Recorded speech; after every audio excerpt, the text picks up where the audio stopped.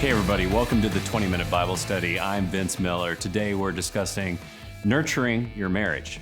You know, often we don't think of nurturing as this masculine activity, but it is. There's a lot of leadership, care, and development involved in nurture.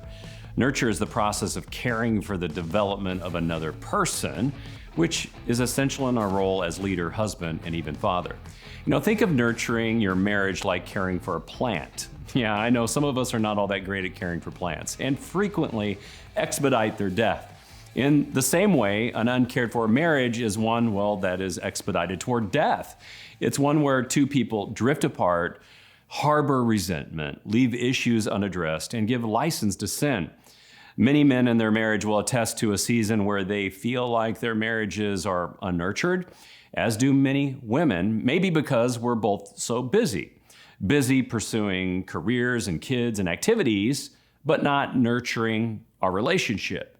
We're bowing to the idols of involvement and achievement and personal success, and we've forgotten to cultivate our relationship with God and our relationship with each other. So here are some things we can do to nurture our marriage better. 1, remember that nurture is a mindset. You know, so many of us have gone about seeking a wife, winning them over, and putting on a display of love, and marriage comes, and then comes the wedding day.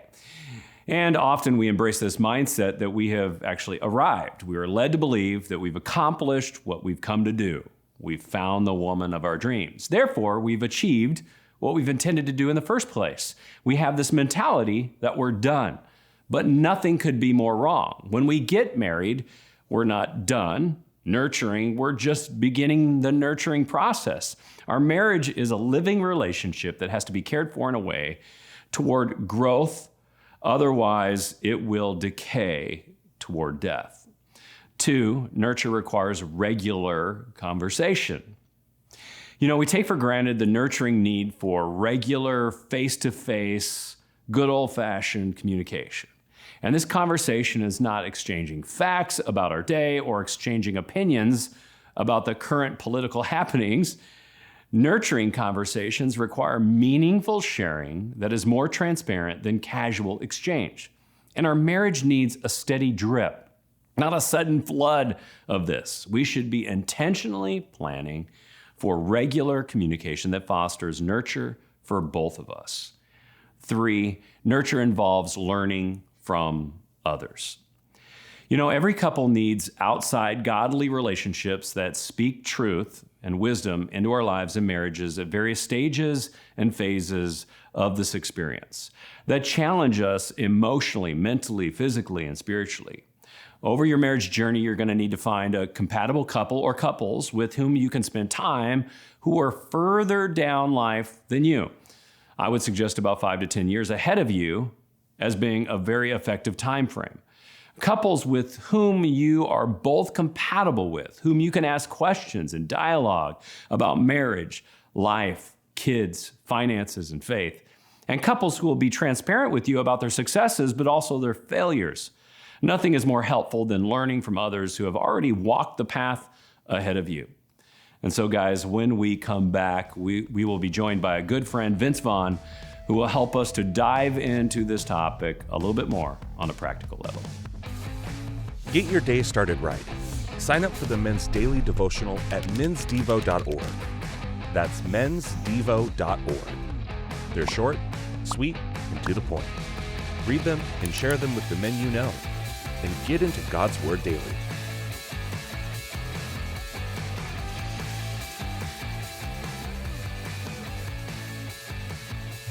Well, guys, welcome back. I'm so excited to be here with you, and joined today with us is Vince Vaughan. Thanks for being with us again. Yeah, glad to be here. So we're talking about nurturing your marriage, right?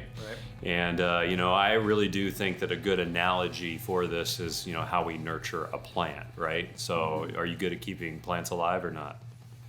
Not that good. Not that good. My wife is horrible at it, by the way. I just want to say that because she's horrible at keeping things alive.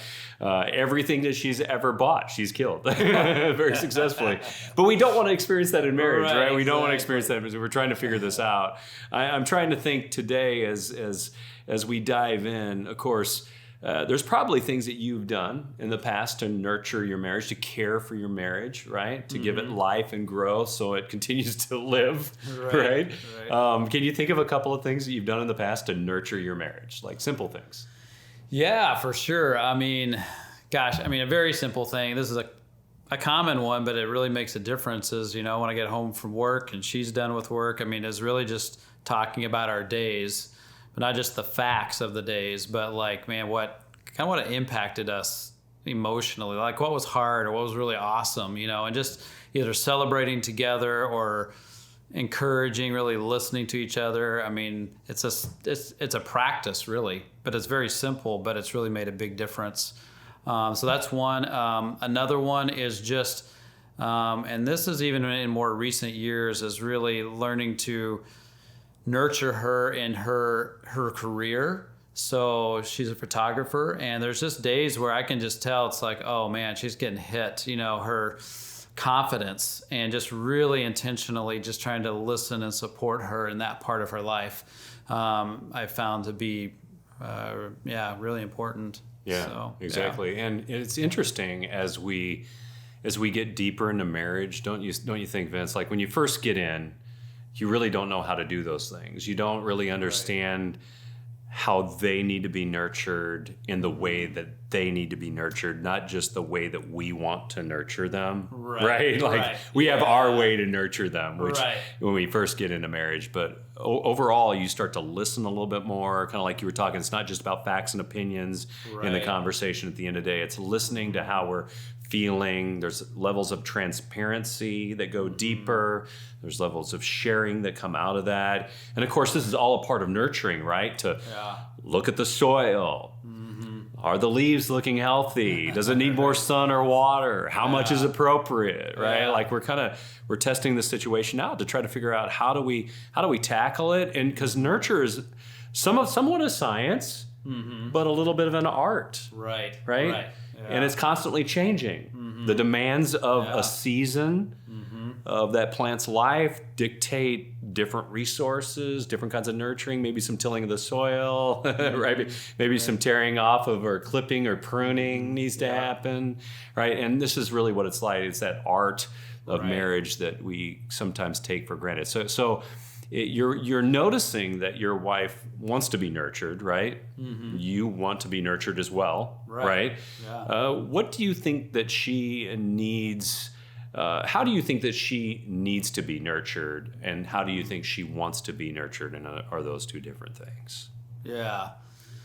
Well, that's a pretty deep question, but I would say that I can at least speak to, I think, what she communicates to me about, what she wants or doesn't want. And that is that whole idea, and I know it's a common one, about not just jumping in and fixing something or whatever, but it really is that idea of listening well to her and just, I guess, empathizing, like, man, that does sound really hard, or whatever it might be.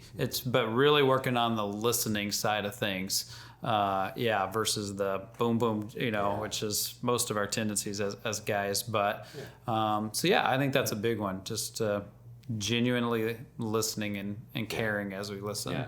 And, I think some guys take for granted that listening piece is an important part of nurturing, right? Like to think about nurture as almost like pastoring, right?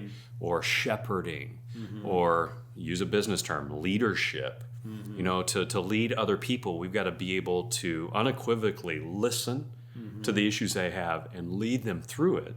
That's totally masculine, I would say, and feminine at the same time. Right. But it's a way of leading that's very powerful, that's guiding people down a process. And we shouldn't take nurturing for granted as men, because it isn't just something for somebody else to do, like our spouse to do. It is something for us to do as well. We're called to lead or nurture the home, and we have a responsibility there as a man, as a father, as a leader, as a husband, and it requires the ability to be able to do that. I know I face this challenge all the time with my children, for example. Like each of them requires a different type of nurturing. Right. Right? You've encountered this with your children. Yeah. And there's an art to that that requires us to listen, to respond, to meet their needs in the way that they want to have them met, not just fix them like you're saying right away. Right? Have you found that challenge to be very hard for you in your family life? Well, it can definitely be tricky for sure, like you're saying. I mean, it's really paying attention to who they are. And I have found that this is where prayer on a practical level helps. Like, and what I mean by that is just like praying and thinking about that one child or my wife or whatever. And I just feel like sometimes God will give me thoughts like, okay, that, be on your A game right now, because remember what they're going through. I'm like, oh, that's right, I forgot. They've got that interview coming up, or that test, or, for my wife that, she's got that important meeting. And it's like, that's right, I need to be intentional about supporting them, or asking how they're doing, or giving them a little bit of encouragement or direction or whatever it might be. But that's really helped me not to miss those opportunities. Okay, so that probably answers my next question to you, but I'm going to go ahead and ask it anyway, right? Because I think it's important. I think you just validated everything we talked about in the monologue today. We talked about like nurture as a mindset. It's about having a mind for understanding the current moment that we're in, right? It's an ability to also to be able to have a conversation effectively about what we're encountering, because conversations fuel that. But it's also being able to listen to outside wisdom from others, right? To gain insight on how to handle those things. When you think about those three things you heard, talk about today in the monologue, like which one of them stands out the most to you as most critical to your DNA when it comes to marriage and nurturing your marriage? Which is most critical? Mindset? Is it having conversations, or is it listening to wisdom from others? Man, those are all really important, I'd say. I would just say, well, to start with would be that mindset. Like just to say, boy, I'm going to work at intentionally nurturing, supporting my wife and children. And I guess I'd say, I don't know if this is cheating, but to throw in another one, but getting the outside help, I think is so important, because these things we're talking about, I think, are so nuanced, like you said, like an art. Like, okay, so in this situation that's going on, or, how do you help your wife or kids? It just helps so much to have a seasoned man in our life to go, well, this is kind of what it looked like for me. Like, oh, okay. Because they're not always just these generic topics, so that's been really helpful. Okay. So I'm going to divert attention away for a second to chase something with you, because I think it's so important. I think when men get together to talk about these topics, often they talk about their spouse in very negative light. Right? You and I have had many of these discussions, right? Where we're talking about not our spouse in negative light. We're talking about how do we navigate this issue that we're facing with our spouse or with our kids. But we talk about it in a sense of hopefulness. Right? Yeah. We do. Yeah. Seriously. We've had many of those discussions, and we talk about how we feel personally challenged about it, not in an attack against them. But I know that you've entrusted yourself to me, and there's been moments I've entrusted myself to you to say, I don't know what to do. Right? And we've looked at each other kind of bewildered, like, I don't know what to do. I got to tell you, I don't think most men do that. Unfortunately, we take the very negative route. We complain, we bicker, we moan about our situation and how horrible it is, but then we don't lean into saying, well, what is the wisdom that we can get out of that? And I think that's where you're going with it, is we need that wise counsel, and to need to not be ashamed to turn to an older, wiser man and to say to him, hey, I don't know what I'm doing here, honestly. And it isn't her fault, and it isn't their fault. It's really my ignorance. And that's hard to do, right? Yeah, I think at first, especially, if we're not used to it, that might feel a little awkward. But once you start doing it, it's like, oh, this just makes sense. Like, I should just, why would I not do this? Because other people hold wisdom that maybe you don't have, especially good Christian wisdom and experience down the road. So here's a verse that references this. It's 1 Thessalonians 5:11. It says, therefore, encourage one another and build one another up, just as you are doing.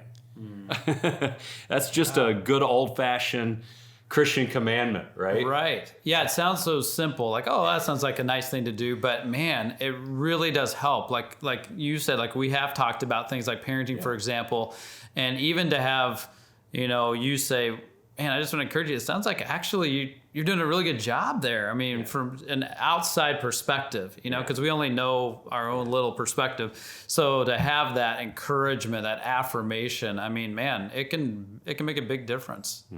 Yeah, so let me ask you the hard question is, how can you turn up encouragement a notch up, like notch it up in your marriage? How do you think you need to turn up the encouragement in your marriage today? Yeah, man, I think, I think for me, it really is saying, okay, what's that next step in terms of maybe even anticipating what might be the next thing, that she's going to need help in, so I can kind of project out like, okay, she's coming into a busy season for her work, for example, what would that look like for me to anticipate that and do things proactively, not just reactively when she's struggling, but if I proactively said, man, what would it look like for me to serve her more during this season, and that may be as practical as, man, I'm going to come home and I'm going to make dinner. And usually we kind of do that together, but during this season, it might be, man, I'm going to come home. I'm going to think that through, make it happen. And I really think she would love that, because she got so much pressure during her busy season. So I guess that anticipation, proactive nature would be feel good. I was thinking the same thing, but I was going to word it differently. So here's how I was going to word it. I'm going to anticipate it, but also proactively pray for her. Yeah. Meaning, and I do that actually pretty frequently with my wife. I take a moment to say, I know your day's busy today. Can I pray for your day? Right? Yeah. Very futuristic about the day, and to pray very specifically about it, which I think is nurturing to her. Yeah. It's nurturing to our marriage. Right. Right? And it's very hopeful because it involves God encouraging her throughout her day. And then she knows that I'm thinking about her and even what I'm thinking about for her during that day, Yeah. I think that's so good because I think for either of us in our marriage, when in the midst of things, we don't forget God, but we wait till later to bring him into situations. And I think that's something we can do for each other, as the outside looking in person, just to go, man, and we just did that, I think even last night, I just said, why don't we just stop and pray about the situation you're facing, in this case in your work. She's like, oh, that'd be really great. Because it's hard when you're in it. Did you see her demeanor change when you did that? Yeah, it really did. Yeah. She, before, during, and after, I could just tell, like, okay, I'm feeling a little bit more hopeful and encouraged, just like we read, Well, that's funny. I think both your wife and my wife are very busy people. They run small businesses, and they're probably encountering the same busyness right now as spring, is coming. And I think what's interesting about it is you understand that there is something, you have a sense that there's something that you should do to nurture and love on that relationship, and that there's an art there. While there's not a perfect science to it every time, and you don't know exactly when it's come, there's this art of nurturing that you are called to lean into as a man. And it's very appropriate for our fatherhood and our husbandry and our leadership and our manhood to press into that and to say, God's calling me into this right now, and to be sensitive to that and to encourage and build them up, right? Just like we're doing for each other here. Yeah. So, man, thanks for being with us again, Vince. I appreciate it. It's fun having you on the show. And so, guys, I hope that you won't do nothing with this time today, that you'll do something to nurture your spouse, or even if you're encountering some conflict right now, to just take some time out of your day and to show and appreciate your spouse for who she is as designed by God. I mean, it's so powerful when you are built up, and I know that you want it too, but part of your responsibility in your home is to nurture that home and to love on it. So do something today, and we'll see you right back here next time.